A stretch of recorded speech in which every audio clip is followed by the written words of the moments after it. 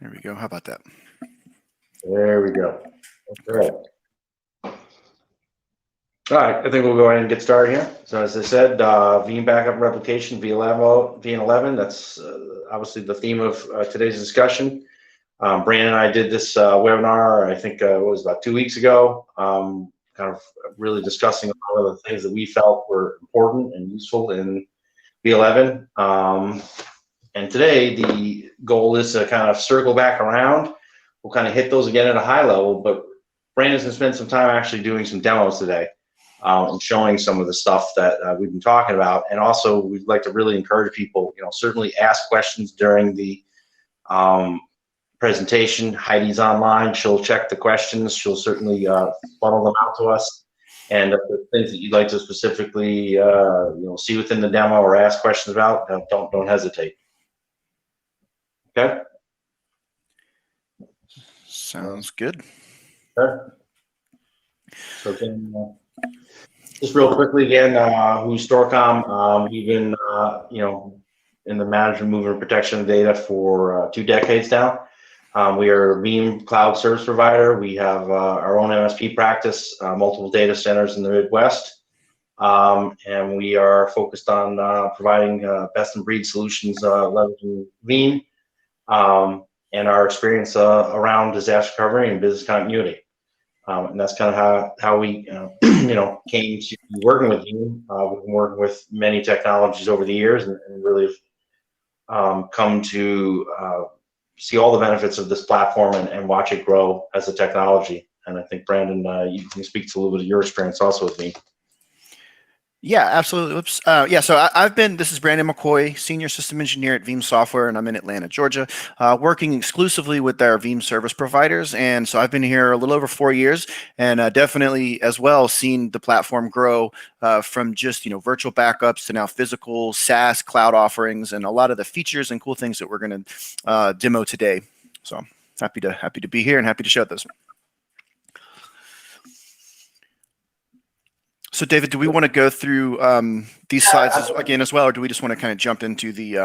Just high level, I was just going to hit this, which is basically the whole foundation of why we're doing demos and so forth. Is basically the challenges around ransomware, cloud mobility, and better data protection is really what's focused. I think a lot of what the features that we've been talking about in Veeam version 11. We're going to get into these a lot more detail. So I don't think we really need to spend too much time on the slide, but I think that's just, these challenges are really what drove all this. And again, there's 200 plus enhancements here. We're obviously not getting into all these. We're trying to hit what we think are the most important. But certainly we can have conversations with anybody around specifics afterwards if there's some things that you'd like to learn more about. Yeah, and David, I think that we kind of talked about this last time, right? We took these 200 enhancements and features, and we're going to show some of the core ones, but we kind of boiled it down into 3 main themes: security, cloud mobility, and recoverability. And I'm definitely going to be demoing some of these. Is there anything you kind of want to highlight here?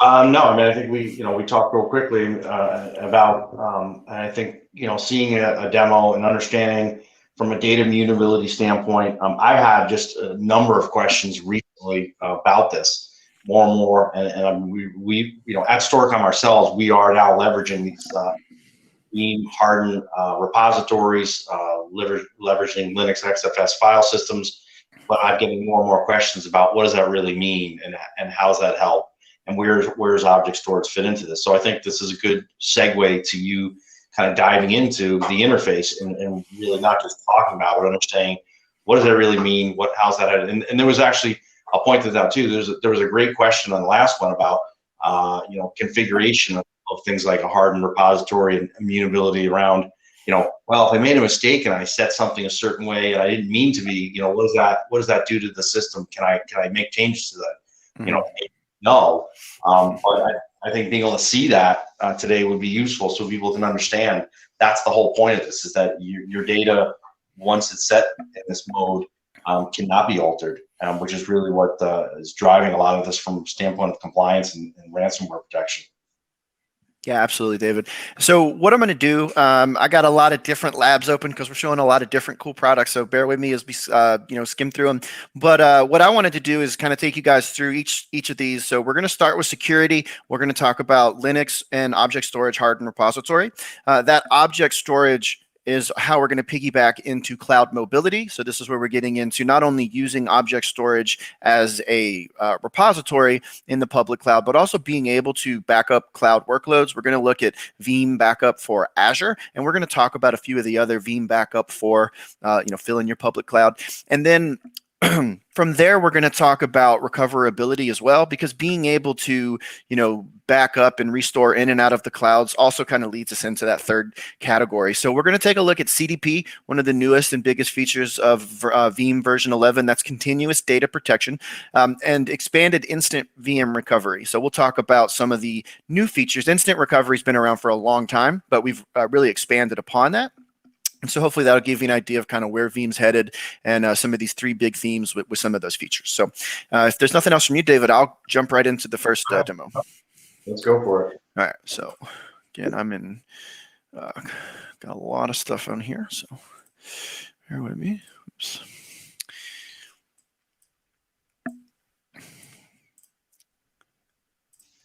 Okay. So we're going to start with the security piece. So this is going to be immutability for both Linux and object storage. It's also going to be immutability, hardening the repository. So there is a difference in immutability between Linux and a public cloud, and that's the hardening of your on-prem repository.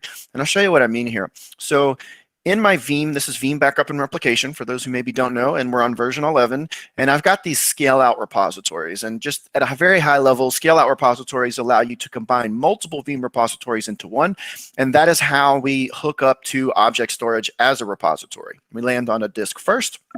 From there, we can copy and or move backups to an object storage in Azure, Google, and a few others as well. So from these repositories, I've got one that has Linux immutability on it. So we're going to start there. So what I'm doing here is I'm adding my Linux repository as a target so that I can send my backup jobs to it.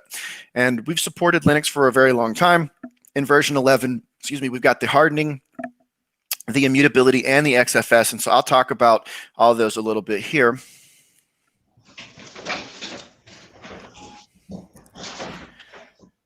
Just take a moment to verify this. So we are using, the first thing I want to talk about is the hardening of this repository. So before we can go into Linux and make things immutable, we need to enter in some credentials. I got to go back for it to prompt me on that. So these are the credentials that we're using, and this is a demo lab. It's not anything too highly vulnerable or valuable. So we're just using regular root credentials. And this is how we did it before. You would need root credentials in order to attach a Linux repository and write to that. And those credentials are stored in the Veeam server. So if somebody were to attack and get access to that database, they could possibly extract the Linux administrator keys and then go into Linux and just uncheck the immutability. So it would kind of defeat the purpose of making these backups ransomware proof. So now in version 11, when we add our credentials to the Linux server, we have these single-use credentials. So this is going to be single sign-on, one-time password. We're not going to store these keys here. And that way, you're protected. So first, before we even get into ransomware proofing the data, we have to harden the repository by not storing these credentials here. Once we've done that, I'm going to go back to the, I have to run through some of these, bear with me. We're going to go back to the repository, and I'll show you the immutability. The immutability is very simple. It's a simple checkbox, and I'll kind of explain what it does.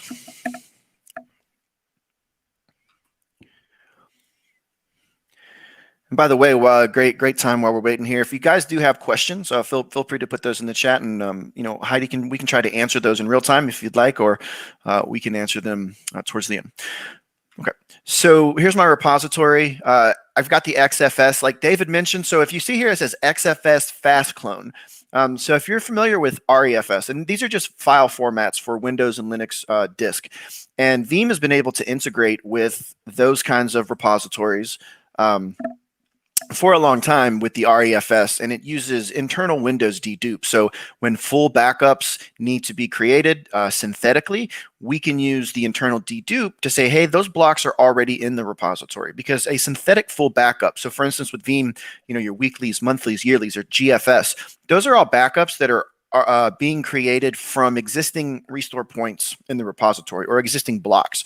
So rather than having to create another full for, say, a weekly or a monthly, we can just look for the blocks that are already there and update the metadata of those blocks, and it'll save you a lot of space for those long-term backups. Also, any kind of merge operations. So when the oldest backup has fallen off and we need to move the delta into the next block and move the backup up, with REFS, that merge operation is significantly improved. I think anywhere from minutes to hours, depending on the size of the data. And so XFS is just the Linux version of that. And we now in version 11 integrate with XFS as well. So not only here are we talking about immutability and security, which is the main point, but I did want to point out that that XFS also makes things more efficient and saves a lot of space. Yeah, the one thing that we're also seeing, again, not to knock on Microsoft, but we're seeing about a 25% performance and deduplication increase between XFS over REFS. So there are some other benefits there to leveraging the Linux file system. Wow. I know Microsoft probably won't be this, but that's Yeah, that's very interesting. On the demos and calls that I've had, I'm hearing XFS a lot more. Linux is something that I've always kind of, in the background. Yeah, I've got a Linux repository or I'm backing up a Linux server, but with the improvements that we've done with Veeam integration and the XFS, some other things, we're seeing that a lot more common now. So, I was just going to say real quickly, I mean, what's cool is that what Veeam's done here is, I mean, it's really not that difficult to set up. I mean, yes, you do have to have a Linux machine. You have to have some basic Linux understanding. But after that fact, I mean, what Veeam has done here is basically it's doing all the back-end integration to turn on these flags within the file system. So you don't really have to know anything about Linux file systems to be able to manage this. Veeam is doing that. It's just taking care of that process for you. Yep, that's absolutely right. Like I said, I don't have a whole lot of experience with Linux, so it's good to know that you can easily take advantage of these by just leveraging Veeam here. And so that's a great point, David. And that's what we're doing here. So I've got the Linux repository hardened. I've added it in without storing my root credentials. Now I'm going to make my backups immutable. And so immutable just means never changing, right? And so from a tech software perspective, that means these backups cannot be deleted and they can't be modified. So ransomware cannot encrypt. They can't write to them because they're read-only.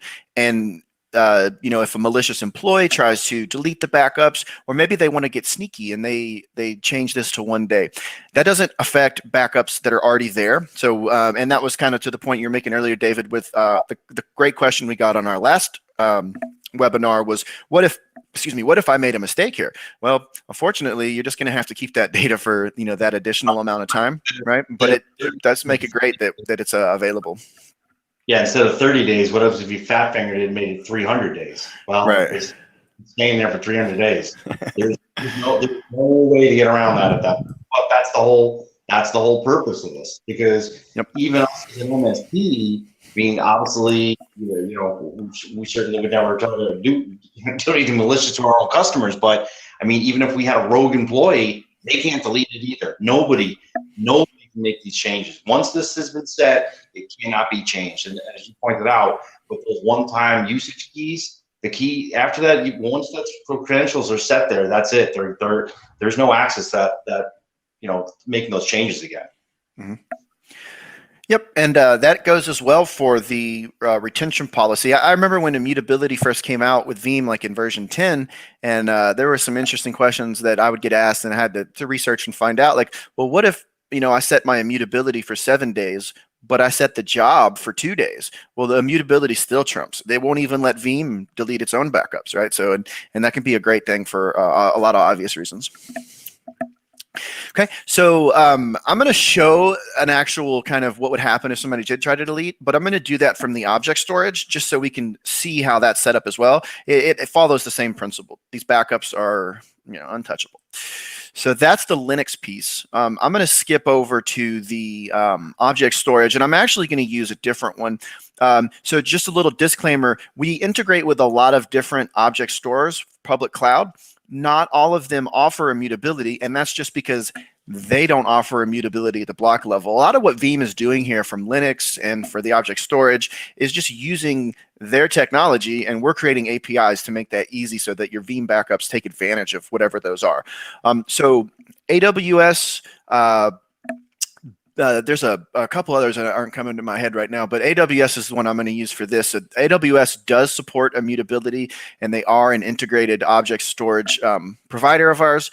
So I've got this AWS immutable backup, and this is also part of our expanded object storage support for Glacier and Deep Archive with Azure. So, your backups can go to a traditional S3, and then it can go to a deeper archive like Glacier or Azure Deep Archive, and it's a lot cheaper. It can cost a lot of money to restore your data, especially if you do it too early, but it's great for like HIPAA compliance and things like that. So figured I'd mention that as well while we're on the object storage topic.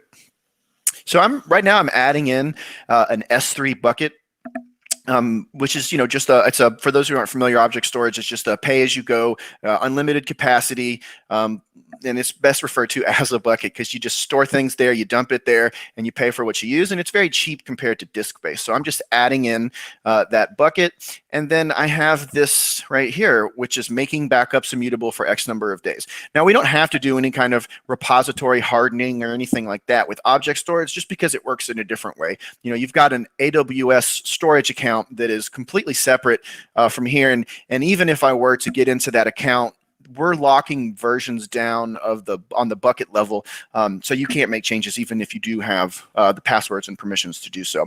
So it's even easier. And so I can say make my backups immutable for 30 days, just like we saw on the Linux. Okay, it's just set up at this bucket level here. So what I'm going to do now, I've got both Linux and object storage hardened repositories. I'm going to choose one, and I'm going to go with the object store. And this is a Veeam backup. It's got 20 restore points on it, right? Maybe some super critical data, and I'm a malicious employee or just maybe not the brightest, and I'm going to delete my backups from the disk, or in this case, the object storage. Okay, and it's warning me, hey, are you sure? Because you're going to delete all of your backups. And so that's what I'm doing. We're going to give this a second.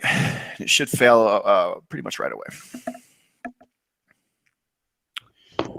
Well, now that you're taking a little bit of a break, we have a question. And that is immutability a Veeam feature or a property of the target Linux or AWS?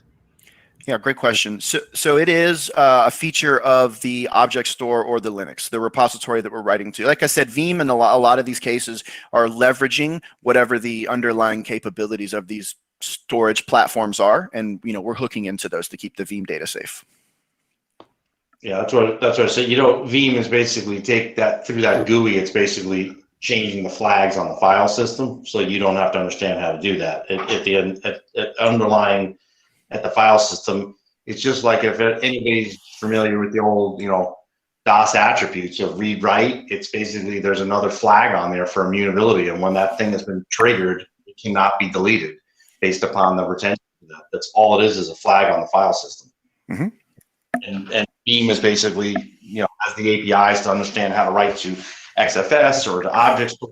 And I would expect that REFS eventually will have something similar to this. REFS is not has not been around as long as XFS has. That would be. So I think as you were saying, Brandon, right here, you can see where it failed to delete it, right? Yep. And a continuation of that question is, can you choose a local Linux target and use immutability? If so, what versions of Linux is supported as a target? Yep. So you can absolutely use a local Linux repository, and it's supported Linux OSs. I have a list of the distros. I'll try to look them up. You can Google it, just Linux immutability system requirements, and it'll pull up. But I'll try to find it here in a moment after the demos and give you a list of those. Yeah. Okay. Yeah. Great questions. Cool. So, David, anything else on this security piece before we transition into the cloud mobility? No, I think you hit obviously the main benefits, and we just saw there is how you were not able to delete this, and whether you delete the job or whatever it is that you tried to delete, at the end of the day, that data is not going to get deleted or overwritten by any type of malicious activity. And obviously, with object storage.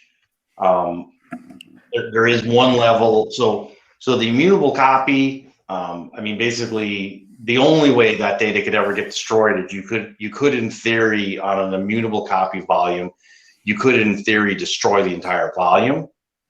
That's obviously the bigger difference between block storage being immutable, an immutable copy on block storage on Linux XFS file system versus object storage. With object storage, you can't even delete the volume because object storage doesn't work in that format. Object storage is different than block. So that does provide even a higher level of protection because there's no way to delete even the underlying volume where the file system was written to. Yeah, absolutely. That's a great point. That actually was something I experienced when getting used to this and creating my first AWS immutability. And I set it for a little longer than I wanted to, and I had to pretty much wait. I wasn't able to. I figured if I were logged in as the root user, I could just delete the bucket but nope. Once it's locked, it's locked.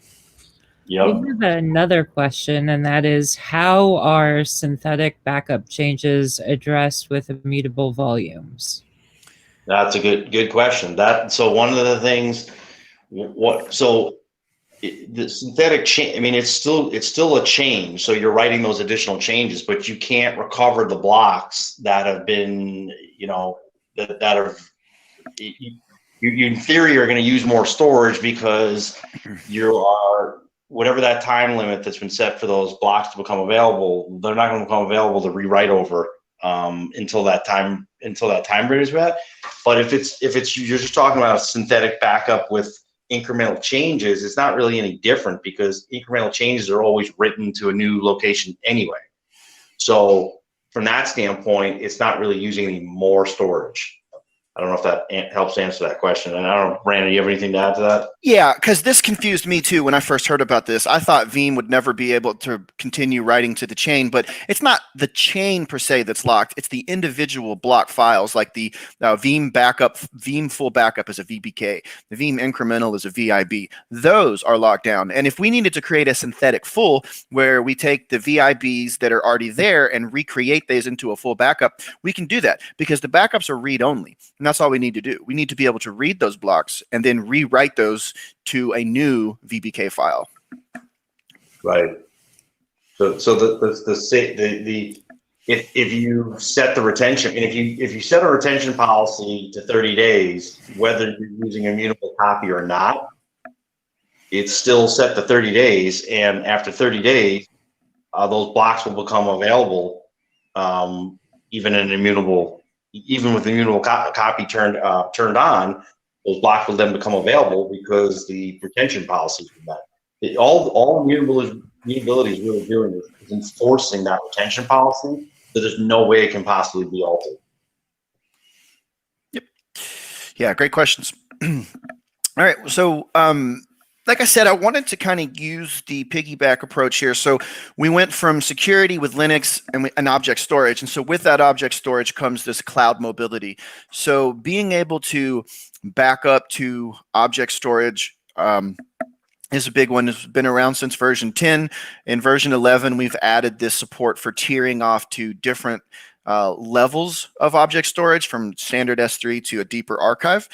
And then we also came out with 3 different products, and we've released these in different times, and so they're different maturities. So we've got Veeam Backup for Google, which is on version 1. So Veeam Backup for Google, you've got instances, workloads running in Google that you would like to back up and keep for a certain amount of time. So protecting workloads already in there. That is on version 1. Veeam Backup for Azure is on version 2. That's what we're going to jump to here in just a moment. And that supports application-aware processing, backing up to a blob bucket, keeping those backups for a certain amount of time based on snapshots. And then just real quick while we're on it, Veeam Backup for AWS is on version 3. That's the most mature product. It backs up application aware, and it also does database backups and virtual private clouds. So being able to back up those different cloud workloads, and I would assume that as the other Veeam Backup for X improves, you'll see those same kinds of services being added. So that's where we're going to go. All right, so this is my Veeam Backup for Azure instance. This is running on a machine in Azure that Veeam has spun up for us. So in the Azure Marketplace, you search for Veeam Backup for Azure, and you choose an AMI instance. We've got some specs for we have this general recommended size for you to use. You can pick a different size if you need, and we kind of help you with how much that's going to cost to spin up. But this machine is going to be running in your Azure account. If there's any CSPs who are using Lighthouse, we also work with Azure Lighthouse. Azure and AWS are very different in terms of how we can protect the different accounts. So with Azure Lighthouse, you can have a CSP who has an Azure Active Directory and then sub accounts under them, and they want to let customers have their own Azure resources under a higher tier or a higher level of ownership. And so we can back up those as well by using Azure Lighthouse. So for CSPs who have multiple Azure accounts with different customers. But here I've added in my Azure account, and I'm going to take a step back actually to the configuration here. And there's a couple things in terms of getting started. So you're going to have the account that you've added in. It says here you can only add one Azure account. And then the repositories and the workers. So the repositories are going to be Azure Blob buckets. Deep Archive is not supported. This is just your standard hot Azure Blob. And you're able to take snapshots of the Azure instances, and then we use that snapshot to create a backup of those machines kept for a certain amount of time. And I'll get into kind of the block changes and the policies in a moment, but this is where we're storing the backups in these blobs.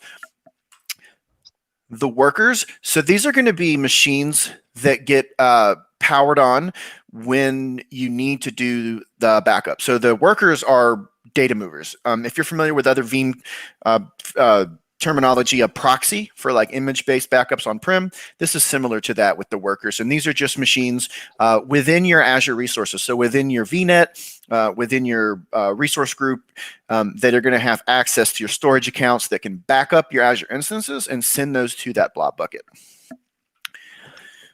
Once we've got that initial configuration set, we're going to see the instances that we have. So these are all the machines that are in my subscription or my account.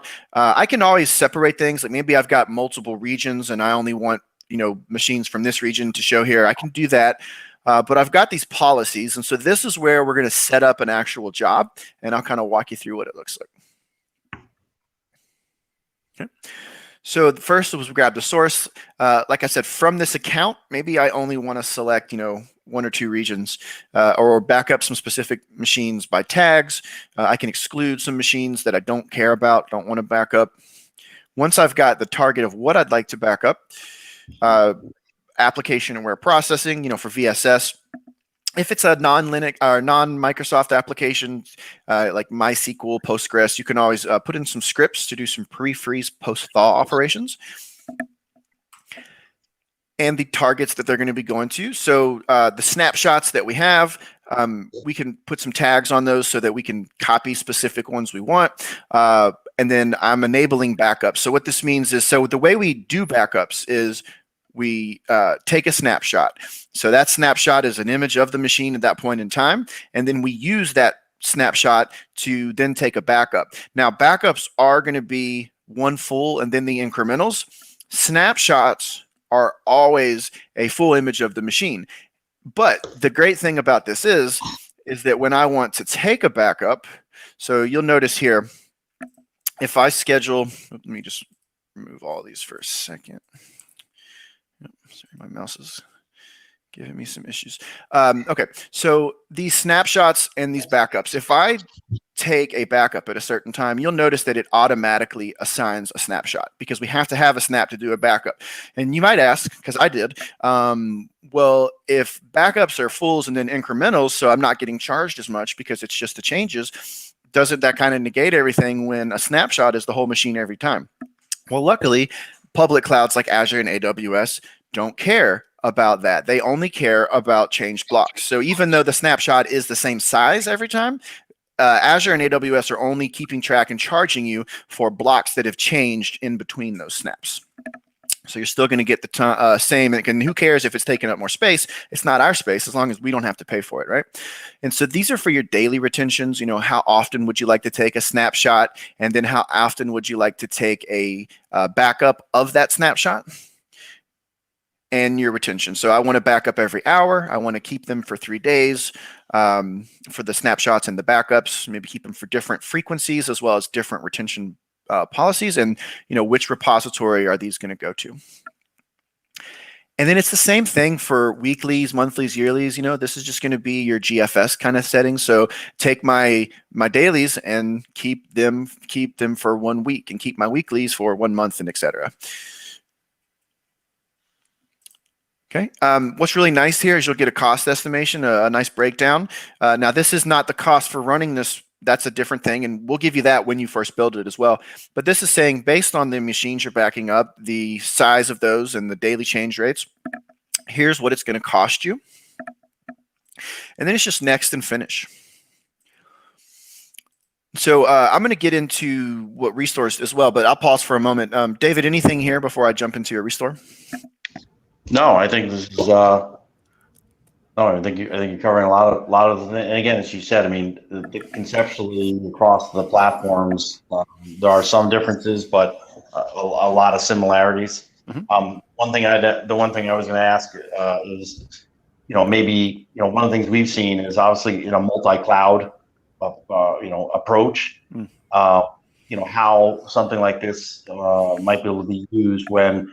Backing up your Azure environment and doing business continuity to an MSP, a cloud solution provider like a Storcom or someone else, but where you don't want to have all your data or have the capability to know that you could spin up environments outside of Azure, using this technology. Yeah, that's absolutely a great point. And that's something I'm glad you reminded me, because I want to touch on some specifics around that, using a cloud provider as an additional location to send those backups to restore into, because these public clouds, they're pretty big giants, right? But things do go down.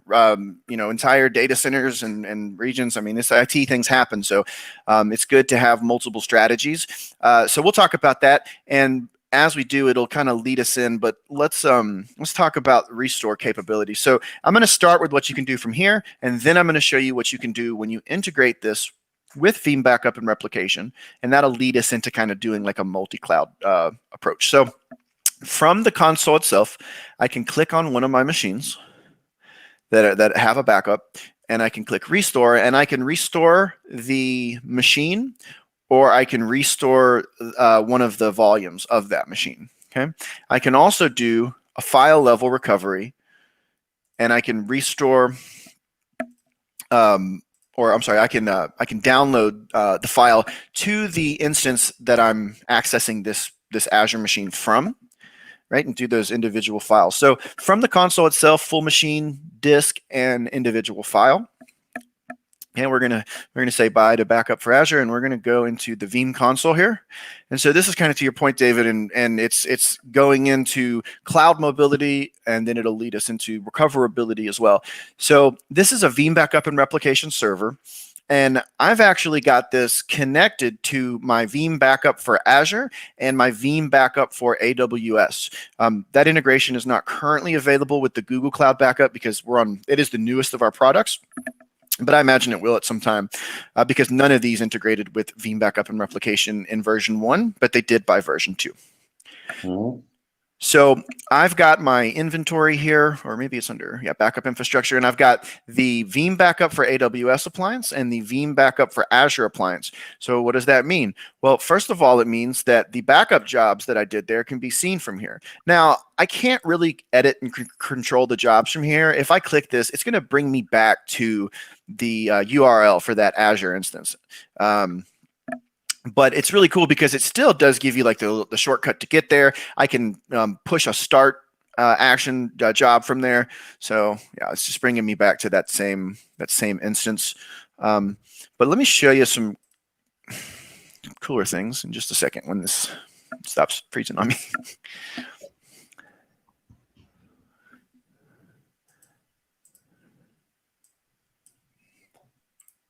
So your window's open. Yep. And just lost my connection. Okay. I think we're in the right place, right?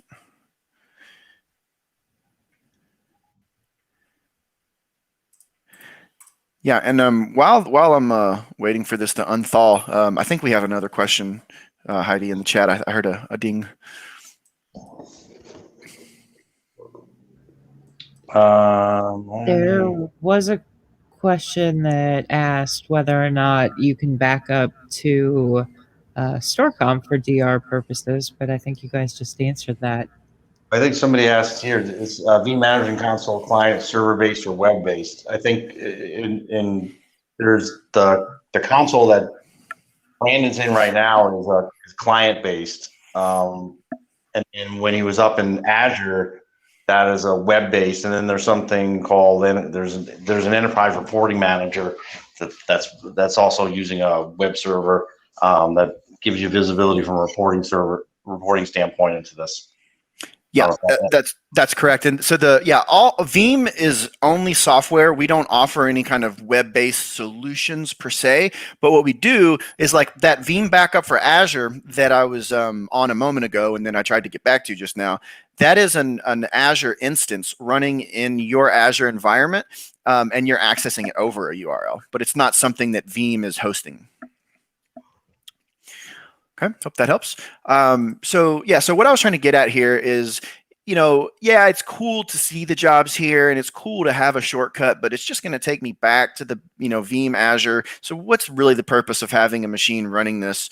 Well, you can do a backup copy job. So if I come to my backup infrastructure, you'll see this external repository. And this was a lot of confusion for people because they thought this was how you back up to S3 buckets from like your on-prem. But this was a feature that hadn't been released yet when we put this into the console GUI. But the reason this external repository is here, these are for those repositories that we just backed up our Azure workloads and our AWS workloads into. And we can now use those repositories and do a backup copy job to, say, Storcom. So I'm backing up my Azure instances natively from Azure into an Azure Blob bucket. That bucket is talking to my Veeam server here, and I can tell my Veeam server to take that data, that backup file, and send it to my service provider, Storcom. And then now they're going to have that data in their location that they could always, do whatever you needed if you, had to give them a call in case you need to restore. So, the last thing I want to touch on here, and this will kind of lead us into the recoverability, is in version 11, we came out with instant VM recovery of any Veeam backup to Hyper-V. In version 10, it was VMware. So what that means is if you want to instantly recover a machine from a backup file, you can do that. And then before it was, if it was VMware, you had to do VMware. If it was Hyper-V, it was Hyper-V. If it was, physical to virtual, was very limited.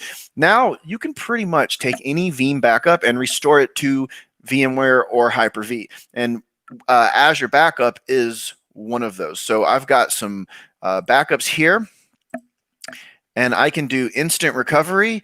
I can, do the files and stuff that I could from there before. But this instant recovery will allow me to restore to a hypervisor. So maybe I have the backups in Azure, and for whatever reason, I don't want to spin those up in Azure. Maybe I'm migrating out of Azure, right? I could use the Veeam server to do kind of a public cloud native machine and turn it into an on-prem virtual machine.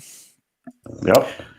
And that gets us into the final stretch here of recoverability.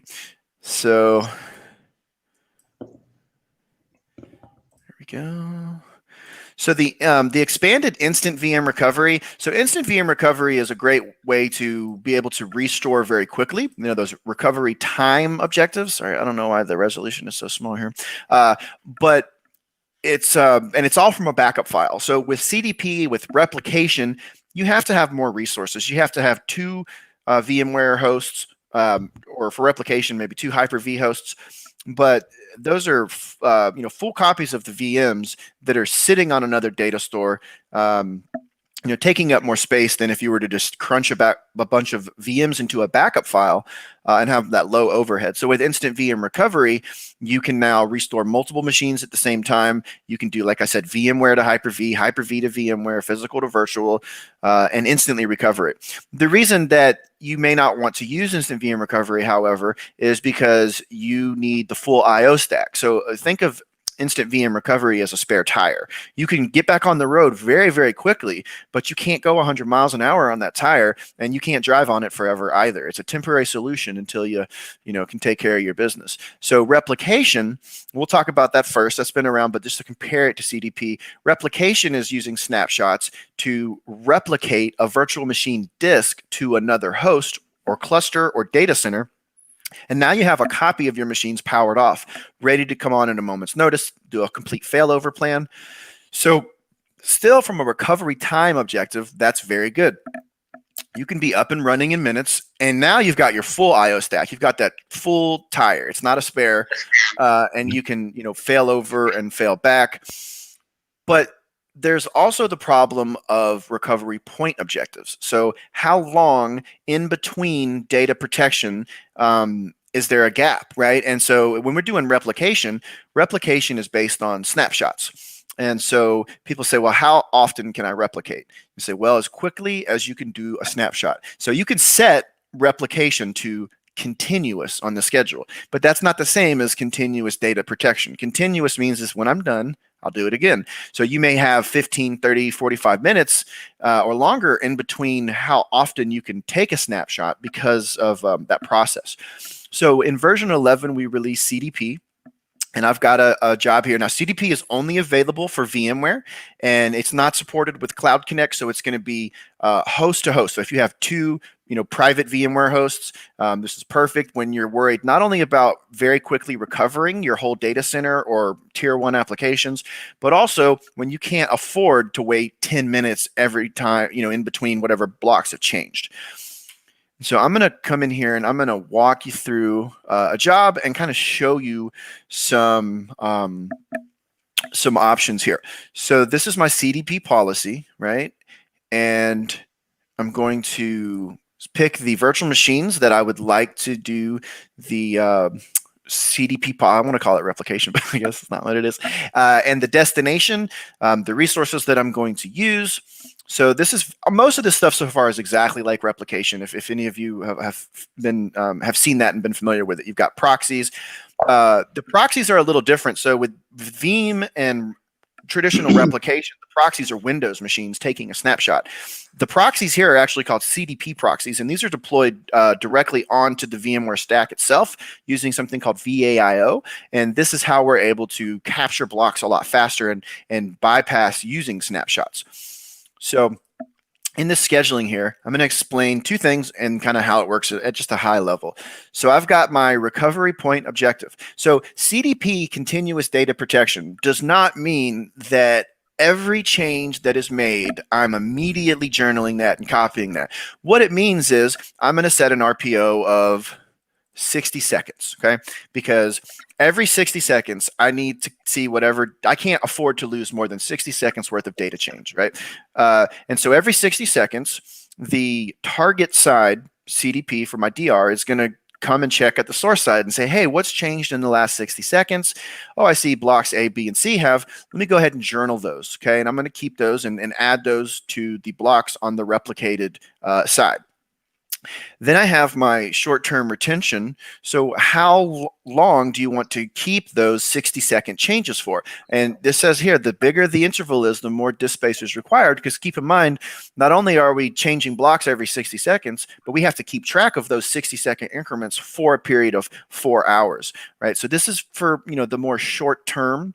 And then if you want, you can also do long term as well, and kind of let go of some of that, hourly or, 4 hours, whatever, and do like, say, 8 hours and dailies as well, for in what state we keep your replica machines. Yep. Yeah. Anything to add there, David, that I'm missing? Well, I've got a couple of questions for you guys. The first one is, can you put bandwidth limits for replication jobs? You sure can. In the backup settings here, what you can do is you can set your network traffic rules, and you can throttle during specific times of the day, on specific IP ranges as well. And the second question is, when restoring VMs across platforms like VMware or Hyper-V, should one be concerned about any issues booting the virtual machines where tools need to be used to fix MBR on the disk? I'm not sure what MBR is, David. You talk about master boot record issues. I mean, no, that because you're doing a direct image, so that really is a function of the source side issues. There are a lot of ways to fix that stuff, and whether it's a replica or CDP, that's more a function of kind of handling the business continuity side of things and troubleshooting those types of issues. I mean, that's a great question. We see that, kind of wouldn't say all the time, but we certainly see that pop up. I mean, it's garbage in, garbage out to a certain extent. I mean, if you got a bad VM on the source side, you're gonna have a bad VM on the target side. So we have to keep that in mind. So that would be kind of the answer to that question, is that we need to evaluate, what's going on with the MBR, or if there's changes that are needed to be made to the MBR to address that problem. Cool. One thing I was going to bring up, Heidi, are there any more questions? Nope. So, I mean, I think what's important, and I brought this up last time, to understand CDP, is the difference between CDP and replication, and really understanding where one fits versus the other. Now, it may not be, you may not need to do CDP for every system in your entire stack. But the most kind of important place to think about this is that with replication, Veeam replication, VMware replication, I mean, anybody who's using quote unquote replication via the VMware snapshot process, which is what Veeam has been using up to this point, is that you're using a VMware snapshot. And a VMware snapshot has a process where during the cleanup after the snapshot was taken, which is called stunning, there is a pause in IO. And that pause in IO potentially can cause problems in highly transactional database environments. So this is where, for us, this is probably the one of the most exciting features, because we've had to use other products to get around this in the past. Now, those products may be things that are inherent to SQL itself, which I'm certainly not saying that's not still a good option. SQL always on availability groups, but there are other outside products that do this too. CDP has its place because of that one reason. So there's the very, very low recovery time and recovery point objective. There's no doubt that there's benefits there, but there's also been this other glaring issue, which is we've consistently had to use, other types of CDP technologies for environments where they have databases and they're an OLTP environment because of the timeouts that occur. So now we're excited because we're going to be able to use and leverage one product to handle all this, because we have clients who literally, for 90% of their systems, Veeam replication works great. They don't need CDP for all this. But there's that small percentage of machines, which again typically are databases, that they do, and that's where this gets tied into. And those are the places where that leveraging a kind of a whole mixed bag approach of between replication, and backup copies, you come up with a full business continuity plan based upon what the customer's needs are, and being able to meet that without obviously affecting production. Because the main thing, the main thing really here to reiterate is with CDP, the way the CDP solution works is you are not touching the actual VM itself. You're splitting the data using that VIO process, which is VMware basically APIs. You're splitting the writes into a journal versus leveraging a snapshot. So long-winded answers or long-winded comment there, but I just want to drive that point home, which is why this is so important. Yeah, no, that's a great point, David. It is more than just the RPOs. It's also some of those those specific use cases of applications, like you mentioned. Great point. Well, that's all I've got on the demo front, and it looks like we're about 9 minutes at the top of the hour. So if there's anything else from anyone in the gang, or if there's any other questions out there, happy to discuss those. Thing I was going to add too, because I know I just back to the cloud mobility, and I know this is a separate topic, but I just want to kind of point this out in case anybody is even thinking about this, because I noticed this on your desktop, but you had a Caston K10 demo, which I think me and you're going to try to do something on that in the future here. But for people that are starting to look at things like Kubernetes in the cloud and how to protect that data, Veeam is definitely at the forefront. That's not a v11 feature, but it is part of the will be part of the suite. It's a product that they're working with, and that might be something that some people may be starting to look at, because that's going to become backing up instances in the cloud is really what we've been focusing on today. But when you start to look at cloud native applications and you're looking at Kubernetes type database structures, all of the everything that makes up the cloud native platform, backing up containers, is a completely different process than what we think of when we're dealing with VMs. And that's going to be a big part of cloud mobility moving forward. So I just want to point out that Veeam is still continuing to go down that path, and we're going to see a lot of exciting stuff coming up here probably in the next year. Yep, absolutely. So I don't have anything else, Heidi. I don't know if there are any other questions. No other questions right now. Okay. Well, thank you, Brand. I appreciate. Great job doing all these demos, and appreciate all your insight. Yeah, and, appreciate you guys. If anybody has questions, feel free. We're here to talk to at any time, and love to have a conversation. Okay. All right. Have a good one. Thanks a lot, everybody. Take care.